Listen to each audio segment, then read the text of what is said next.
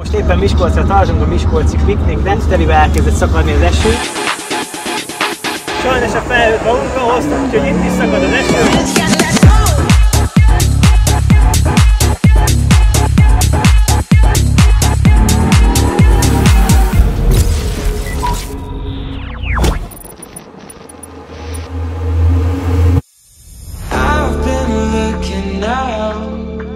Sziasztok, köszönlek benneteket a legújabb videómban. Most éppen Miskolcra tartunk a miskolci piknikre, ahol 11-től egészen fél egyig fogok játszani egy jó kis másolás szettet. Sajnos mikor elindultunk, telibe elkezdett szakadni az eső, és jelenleg az egész országban esik, így Miskolcon is. Most néztem meg pár perccel ezelőtt, hogy hát már 18 fok van, az még egész tűrhető, de 11-kor 60%-os eső várható. Tehát reméljük, hogy addigra, mire odaérünk, a felhők elmennek, rajtam nem múlik, én oda teszem magam, és esőben is csapunk egy hatalmas partit. Úgyhogy tartsatok velem most is a következő epizódban.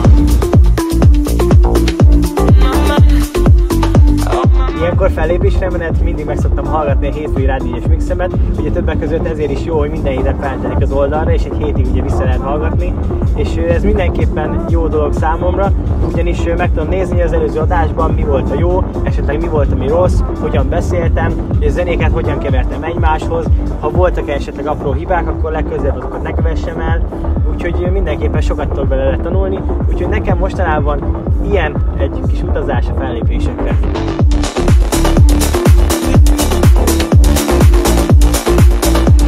Meg is érkeztünk Miskolcra, ide Miskolci piknikre a belvárosba, ott van a színpad mögöttem, ott fogok hamarosan kezdeni, és hát sajnos a felhőt magunkkal hoztuk, úgyhogy itt is szakad az eső, de nem baj, esőben is oda csapjuk, és egy hatalmas partit csinálunk, úgyhogy tartsatok velem!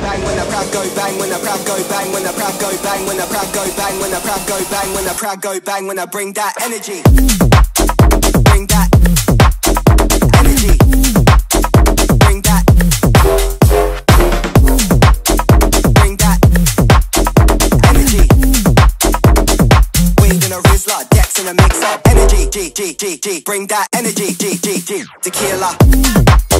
Bring that energy. Bring that. Bring that energy.